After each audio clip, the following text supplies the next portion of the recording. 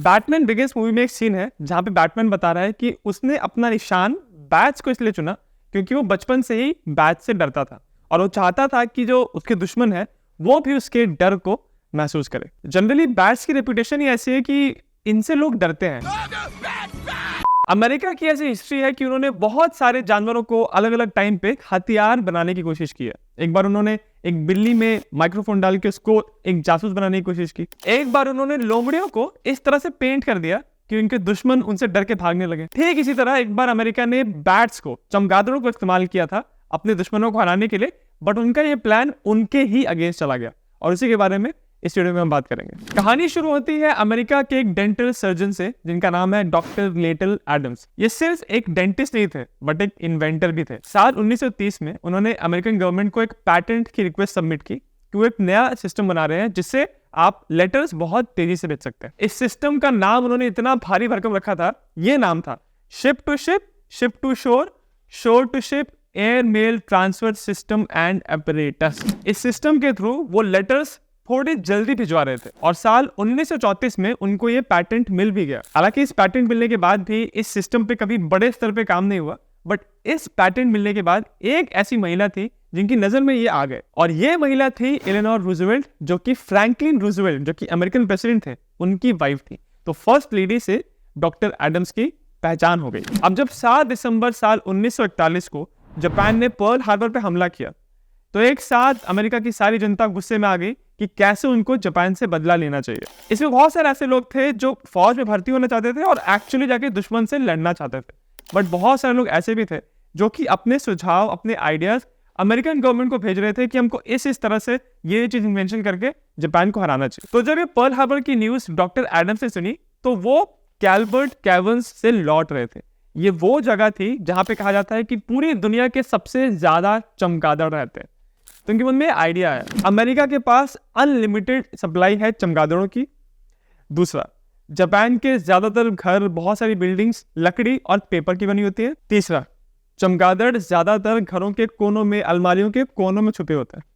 और चौथा, अगर ये चमगादड़ जापान में जाके ऐसे घरों में जो लकड़ी और पेपर के बने हैं उनके कोनों में छुप जाए और उन चमगादड़ों में अगर आग लग जाए तो कितनी तबाही मचेगी जापान में। इन सारी बातों को लेके डॉक्टर एडम्स ने एक नए वेपन के बारे में सोचा, बैट बॉम्ब। तो अगले ही महीने यानी जनवरी 1942 को डॉक्टर एडम्स ने एक पूरा लेटर लिखा जिसमें उन्होंने एक पूरा डिटेल में लिखा था कि अगर हम बैट्स के ऊपर बॉम्ब्स अटैच कर दे और इन बैट्स को हम छोड़ दे जापान के ऊपर तो बहुत सारी जगह पे छोटे छोटे एक्सप्लोजन होंगे जिसकी वजह से जापान की सरकार मजबूर हो जाएगी हमसे हाथ मिलाने के लिए, हमारे सामने घुटने टेकने के लिए। ये जो पूरा उनका आइडिया था, इस लेटर को लेके वो गए एलेनोर रूजवेल्ट के पास, जो कि मैंने कहा कि उस समय प्रेसिडेंट की वाइफ थी।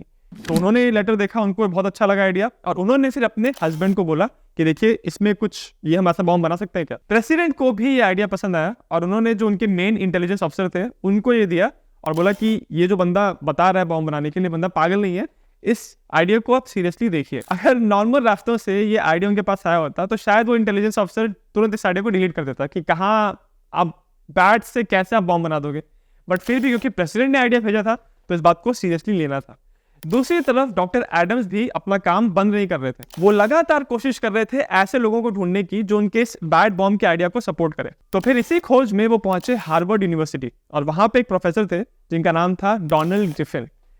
इनको कहा जाता है कि बैट्स के बारे में ये सबसे ज्यादा जानते थे उस जमाने में। ये वही इंसान है जिन्होंने पहली बार इस बात की खोज की थी कि बैट्स की आई साइट, उनकी नजर बहुत अच्छी नहीं होती बट उनकी सुनने की शक्ति बहुत अच्छी होती है। तो जब डॉक्टर एडम्स ने इनको अपना आइडिया बताया तो इनको भी आइडिया अच्छा लगा और इन्होंने भी एक लेटर लिखा सपोर्ट करने के लिए कि हाँ, अगर इस टेक्नोलॉजी को, इस बॉम्ब को हम सही से बना लें और सही से एग्जीक्यूट कर दे तो हम एक्चुअली एक बैट बॉम्ब बना सकते हैं जिससे हम जापान को हरा सकते। अब जब इतने बड़े आदमी ने, जिसको बैट्स के बारे में इतना पता है, उसने इस आइडिया पे मुहर लगा दी तो फिर धीरे धीरे इस रिसर्च को लोग सीरियसली लेने लगे। अब अगर बैट बॉम्ब्स की बात करें तो शायद आपको लगेगा कि किसी भी बैट को पकड़ो, उस पर बॉम्ब अटैच करो और फिर जाके उसको जापान के ऊपर छोड़ दो।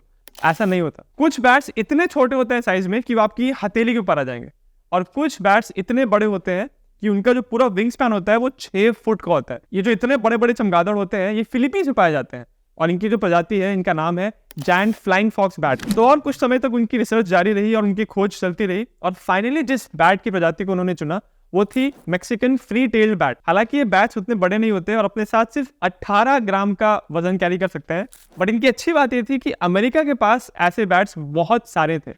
तो उन्होंने ये सोचा कि चलो हम बहुत बड़े बड़े बॉम्ब नहीं, हम 18 ग्राम से छोटे बॉम्ब बना के इन बैट्स पे चिपका देंगे और इन बैट्स को हम लॉन्च कर देंगे। अब दूसरा काम था ऐसे बॉम्ब बनाना जो 18 ग्राम से कम हो और उसमें बहुत ताकत हो।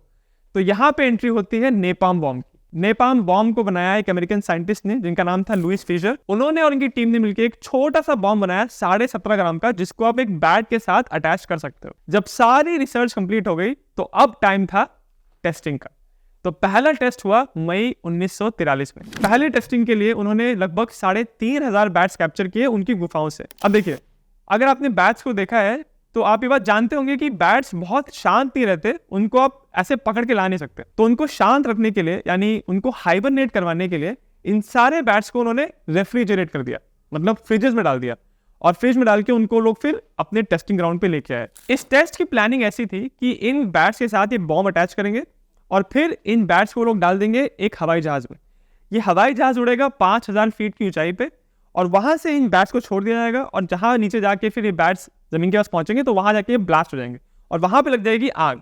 ये अगर पूरी तरह सक्सेसफुल हो गया तो ये बैट बॉम्ब का कॉन्सेप्ट सही है। अब जब इन चमगादड़ों के साथ ये बॉम्ब अटैच किया गया और इन चमगादड़ों को जब 5,000 फीट की ऊंचाई से हवाई जहाज से गिराया गया तो बहुत सारे चमगादड़ ऐसे थे जो अपनी नींद से उठे ही नहीं और सीधा 5,000 फीट की ऊंचाई से जमीन पे आके गिरे। तो इस तरह से पहला टेस्ट पूरी तरह फेल हुआ। पहले टेस्ट की फेलियर के बाद अमेरिकन सरकार समझ गई कि ये टेस्ट फेल इसलिए हुआ क्योंकि हम इतने दूर से चमगादड़ पकड़ के लाए, उनको फ्रिज में डाला, तो क्यों ना हम ऐसी जगह पे टेस्ट करें जहां पे चमगादड़ हमको नजदीक मिल जाए। तो इसीलिए उन्होंने जो दूसरा टेस्ट किया वो उन्होंने चमगादड़ों की जहां पे बहुत बड़ी बड़ी गुफाएं थी उनके बिल्कुल पास में रखा। अब जब उन्होंने चमगादड़ों को पकड़ा तो उनको बहुत देर तक रेफ्रिजरेट नहीं किया, बहुत कम देर के लिए सुलाया। तो जब वो लोग नींद से उठे तो उनके साथ जब बॉम्ब अटैच किया तो बहुत सारे चमगादड़ ऐसे उड़ गए।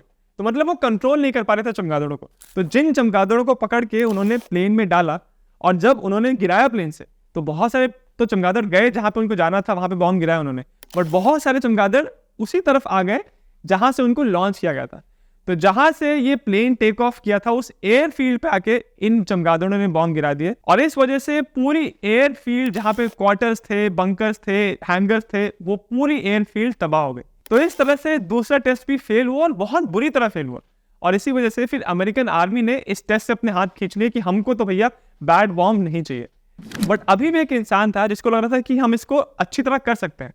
तो इस टेस्ट को फिर दिया गया यूएस नेवी को और उन्होंने कहा कि हम इस टेस्ट को और डेवलप करेंगे। तो फिर यूएस आर्मी से अब ये पहुंचा यूएस नेवी के पास और उन्होंने इस पूरे बॉम्ब को एक स्पेशल नाम दिया, प्रोजेक्ट एक्स-रे। दिसंबर 1943 में पहली बार प्रोजेक्ट एक्स-रे के टेस्ट किए गए थे, बट इसमें भी बहुत ज्यादा सक्सेस मिली नहीं। बट अभी भी यूएस नेवी कह रही थी, जिद कर रही थी कि हम इन बैट बॉम्ब्स को इंप्रूव कर सकते हैं। परंतु 1944 के अगस्त के महीने में chief of naval operations admiral Ernest King ने कहा कि हम प्रोजेक्ट एक्स-रे को आगे लेके नहीं बढ़ेंगे।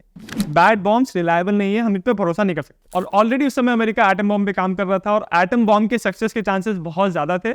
इसी वजह से प्रोजेक्ट एक्स-रे को कैंसिल कर दिया गया और बैट बॉम्ब कभी भी बना ही नहीं। फिर जब 1945 में एटम बॉम्ब ब्लास्ट हुए हिरोशिमा और नागासाकी में और बहुत लोगों की जाने गई, तो डॉक्टर एडम्स जिन्होंने बैट बॉम्ब का कॉन्सेप्ट बनाया था, उन्होंने कहा कि ये बहुत गलत किया हमने, हम अगर मेरे बैट बॉम्ब्स को इस्तेमाल करते तो इतनी लोगों की जाने नहीं जाती, फिर भी जापान लड़ाई में हार जाता। लास्ट मोमेंट तक भी वो अपने बैट बॉम्ब्स को डिफेंड कर रहे थे और बस यही कह रहे थे कि मेरे ये बॉम्ब्स बहुत ही शक्तिशाली थे पर इनको ढंग से इस्तेमाल नहीं किया गया। तो ये कहानी थी कि कैसे अमेरिका ने चमगादड़ों को हथियार बनाने की कोशिश की बट वो सफल नहीं हुए। जैसा मैंने वीडियो के स्टार्टिंग में कहा था कि अमेरिका ने एक बार बिल्लियों को जासूस बनाने की कोशिश की थी और लोमड़ियों को ऐसा पेंट कर दिया था जिससे उनको देख के जापानी लोग उनको देख के ही भाग जाएं और लड़ाई करने की कोशिश ही ना करें। तो इन दोनों टॉपिक्स के ऊपर मैंने वीडियो बनाए हैं, उनका लिंक आपको वीडियो के डिस्क्रिप्शन में मिल जाएगा। और अगर आपको वीडियो अच्छा लगा तो मेरे चैनल जिज्ञासियम को सब्सक्राइब जरूर करें।